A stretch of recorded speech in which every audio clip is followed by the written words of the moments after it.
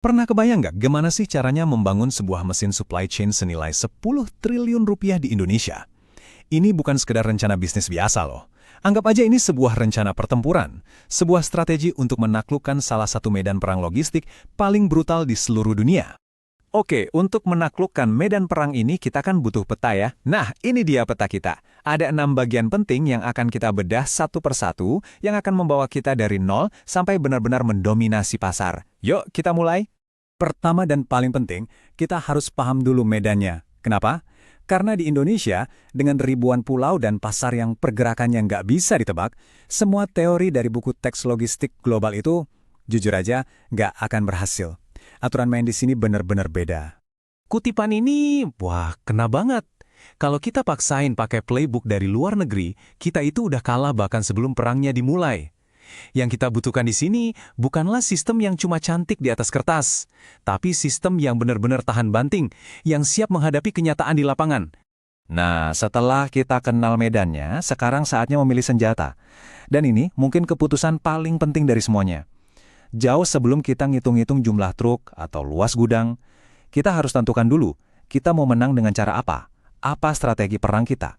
Biasanya nih, opsinya ada dua. Jadi yang paling murah atau jadi yang paling cepat. Tapi di Indonesia, harga murah itu percuma kalau barangnya kosong. Kecepatan juga bisa langsung lumpuh cuma karena satu pelabuhan macet. Makanya, strategi pemenangnya itu beda, yaitu adaptive availability. Intinya bukan soal harga, tapi soal sebuah janji. Barang kami pasti ada, kapanpun Anda butuh, nggak peduli seberapa kacaunya kondisi di luar sana. Oke, strateginya udah dapat. Sekarang, ayo kita bongkar mesinnya.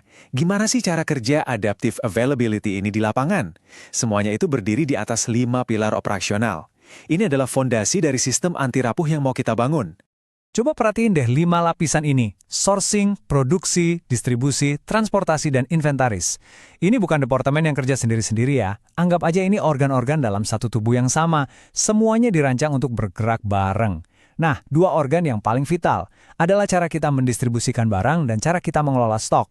Kunci untuk menaklukkan Indonesia itu adalah mendekatkan produk kita ke pasar.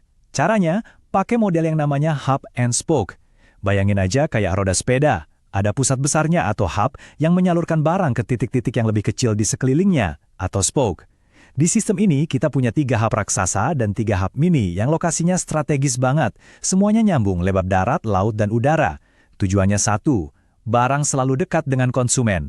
Dan sekarang, komponen yang paling krusial, stok. Biasanya kan stok itu dianggap biaya, beban. Di sini, salah besar. Stok itu justru benteng pertahanan kita. Lihat deh gimana stoknya dibuat berlapis-lapis. Ada benteng utama di pusat, benteng kedua di regional, sampai pos-pos terdepan di distributor. Ini dirancang buat menyerap semua guncangan pasar, persis kayak suspensi di mobil off-road. Terus, seberapa kuat benteng ini?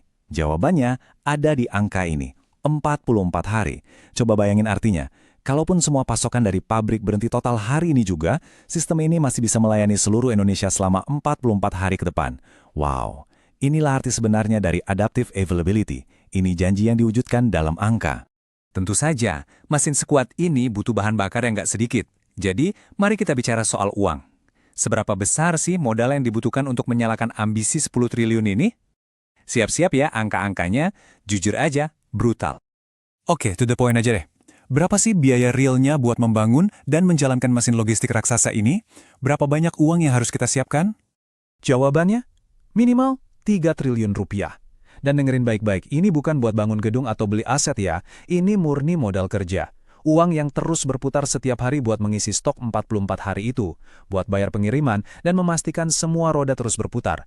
Fondasi finansialnya memang harus sebesar itu. Kalau tadi soal uang, gimana dengan wujud fisiknya? Nah ini dia, 554 truk. Dan itu setiap hari.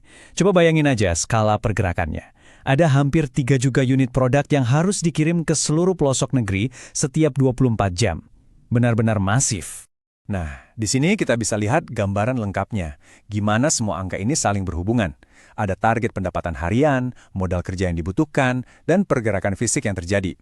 Poin kuncinya adalah, jangan lihat angka-angka ini sebagai biaya. Anggap ini bahan bakar. Semakin banyak bahan bakar yang kita punya, semakin cepat dan jauh mesin ini bisa melaju untuk mendominasi pasar. Oke, targetnya raksasa, mesinnya rumit. Terus gimana cara kita membangunnya tanpa meledak di tengah jalan? Jawabannya adalah, kita lakukan secara bertahap. Ini bukan lari kali sprint, ini adalah sebuah kampanye perang yang super disiplin, langkah demi langkah. Lihat deh tahapannya. Kita nggak langsung mencoba menaklukkan seluruh Indonesia sekaligus. Kita mulai dari fase 0, validasi di satu area kecil dulu untuk memastikan modelnya beneran jalan. Kalau udah terbukti, baru kita gas lagi, kuasai wilayah lokal, lalu ekspansi ke regional dan seterusnya sampai skala nasional. Ini cara cerdas untuk tumbuh besar tanpa kehilangan kendali. Dan semua ini membawa kita kembali ke filosofi intinya. Poin utamanya bukan cuma membangun sistem yang bisa bertahan dari kekacauan, bukan. Tujuannya adalah membangun sistem yang justru bertumbuh menjadi lebih kuat karena adanya kekacauan itu. Jadi, sistem ini tuh kayak peredam kejut raksasa. Waktu pasar bergejolak, misalnya harga bahan baku naik atau kapal pengiriman telat, sistem ini nggak hancur. Justru sebaliknya, dia menyerap energi kekacauan itu. Saat kompetitor lain kelabakan, stok mereka kosong, harga naik, kita stabil, tenang. Justru di saat itulah kita merebut pasar mereka. Kekacauan bukan lagi ancaman, tapi jadi senjata kita. Jadi, apa aja nih rangkuman dari battle plan kita? Pertama, pilih senjatamu. Menangkan pertempuran dengan adaptive availability, bukan cuma harga.